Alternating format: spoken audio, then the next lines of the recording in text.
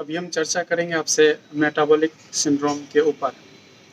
Metabolism शब्द से थोड़ा सा उसका मीनिंग समझ लीजिए, उसका अर्थ क्या होता है। मेटाबॉलिज्म का अर्थ होता है कि शरीर के अंदर जो भी प्रक्रिया होती है उसे सारे को मिला करके हम लोग मेटाबॉलिज्म बोलते हैं। जैसे मेटा शब्द का अर्थ होता है बदलाव आना। शरीर के अंदर जो भी बदलाव हो रहा है, चाहे हम खाना खा रहे हैं, चाहे हम काम कर रहे हैं या जो भी कुछ कर रहे हैं, शरीर के अंदर जो भी बदलाव हो रहा है तो सारे बदलाव के लिए जो है मेटाबॉलिज्म के अंदर उसको डालते हैं।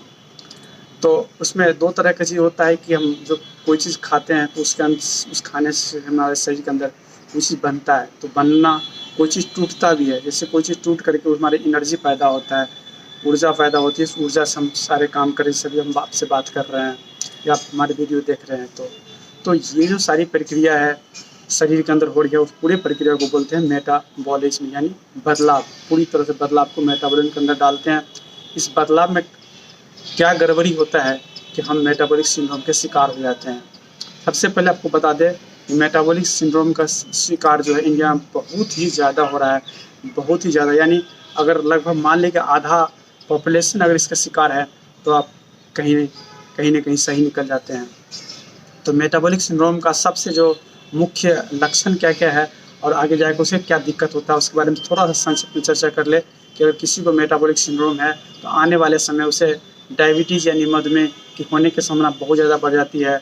और साथ-साथ में कार्डियोवैस्कुलर डिजीज़ या हार्ट का अटैक होना या ब्रेन में स्ट्रोक होना या खून की नली में और रुकावट आ जाना या उसका ब्लड प्रेशर का बढ़ने से हार्ट फेल्योर का होना या जो भी सब कारण जो मिलता-जुलता कारण है, ये सारे अधिक पूरी दुनिया में अगर मृत्यु का सबसे प्रमुख कारण है, सबसे प्रमुख तो है कार्डियोवैस्कुलर डिजीज़, यानी हार्ट और खून की नली से जुड़ी हुई, हृदय और खून की नली से जुड़ी हुई बीमारियों, जैसे झटका मार देना, हार्ट अटैक हो जाना, कार्डियक अरेस्ट होना। कार्डियक अरेस्ट का मतलब होता है कि हार्ट या तो इतना तेज़ काम करता है या इतना धीरे से काम करता है कि हार्ट अपना काम कुछ भी नहीं कर पाता है। जैसे अगर आप कोई भी बात हम किसी को बताने जा रहे हैं और हम बहुत तेज़ बोलना शुरू करते हैं तो उस बात को किसी को समझ में नहीं आएगा, या हम बहुत ही धीमा कर दें तब भी लोगों को समझ में नहीं आएगा। उसी तरह से कार्डियक अरेस्ट का मतलब होता है हार्ट का रेट इतना तेज़ हो जाता है कि हार्ट पंप नहीं कर पाता है, या हार्ट का रेट इतना कम हो जाता है वो जो पंप करता है धीरे-धीरे वो सफिशिएंट नहीं रहता हमारे शरीर के लिए। और चूँकि दिमाग को जब खून नहीं पहुँचता है तो आदमी बेहोश होकर गिर जाता है, जिसको हम लोग बोलते हैं कार्डियक अरेस्ट। तो इसकी भी संभावना जो है मेटाबॉलिक सिंड्रोम के लोगों में ज़्यादा होती है। मेटाबॉलिक सिंड्रोम का सबसे पहले बता दें कि क्या इसका लक्षण है। तो सबसे पहला लक्षण है मोटापा, यानी आदमी का वज़न का ज़्यादा होना। अगर कोई व्यक्ति उसका वज़न ज़्यादा है तो कितना वज़न ज़्यादा है तो हम कहेंगे मेटाबॉलिक सिंड्रोम। इसके लिए बना हुआ है कि अगर पुरुष है तो 40 इंच से ज़्यादा कमर के चारों तरफ के जो है, या महिला है तो 35 इंच। ऐसे अपने और सटीक भाषा में बोले हम लोग बॉडी मास इंडेक्स बोलते हैं। बॉडी का मतलब शरीर, मास मतलब वजन, इंडेक्स माने सूचना देने वाला एक अंक होगा जो आपको बताता है कि ये गड़बड़ है या सही है या कम है या ज़्यादा है। तो उस तरह की चीज़ में हम लोग बॉडी मास इंडेक्स निकालते कैसे हैं, तो किसी व्यक्ति का वजन ले लेते हैं किलोग्राम में और उसको हम लोग भागा देते हैं उसके जो हाइट होता है उसको स्क्वायर करके, यानी हाइट को हाइट से गुना कर देते हैं और उससे उसके वजन में भागा दे देते हैं। तो जो निकलता है उसको लोग बोलते हैं बॉडी मास इंडेक्स। लेकिन हाइट होना चाहिए मीटर में और वजन होना चाहिए किलोग्राम में, तब बॉडी मास इंडेक्स निकलता है, जिसमें कहा जाता है कि अगर 25 से ज़्यादा है तो गड़बड़ है। अगर वही आपका 20 से 25 में है तो अच्छा है, वही 19 से नीचे पे आने लगा तो आप लो बॉडी वेट कहलाने पड़ेंगे, आपका वजन बहुत ज़्यादा कम है। तो ये हुआ नंबर 1 चीज़। अगर किसी का पेट निकला हुआ है या उसके चारों तरफ जो है 40 से ऊपर है, महिला है तो 35 से ऊपर है, या बॉडी मास इंडेक्स ले लीजिए तो 25 के ऊपर है। अपने इंडिया में खास करके 25 से लोग का कुछ स्टडी बता रहे हैं कि 23 के ऊपर भी है तो गड़बड़ है। तो ये जो मोटे हैं, और उसके बाद 4 और कंपोनेंट है। कहा जाता है मोटापा का और 2 कोई और कंपोनेंट मिल जाए तो हम बोलते हैं मेटाबॉलिक सिंड्रोम। वो 4 कंपोनेंट का नाम सुन लीजिए। एक है ब्लड प्रेशर का बढ़ना जो 130 और 85 के ऊपर होना, यानी सिस्टोलिक ऊपर वाला ब्लड प्रेशर 130 से ज़्यादा और नीचे वाला 85 से ज़्यादा, 85 से ज़्यादा। दूसरा है ब्लड शुगर। आप रात भर कुछ नहीं खाते हैं, रात भर खा के भी सो जाते हैं, सवेरे उठ करके अपना जब शुगर चेक कराते हैं हम लोग बोलते हैं फास्टिंग शुगर, यानी रात भर के बाद जो है कुछ भी नहीं खाया उसके बाद आप शुगर चेक करते हैं, वो फास्टिंग या खाली पेट का शुगर, वो अगर 100 से ज़्यादा है, 100 से ज़्यादा है तो वो गड़बड़ है। तो एक हुआ ब्लड प्रेशर, दूसरा हो गया। तीसरा होता है लिपिड प्रोफाइल का गड़बड़ होना।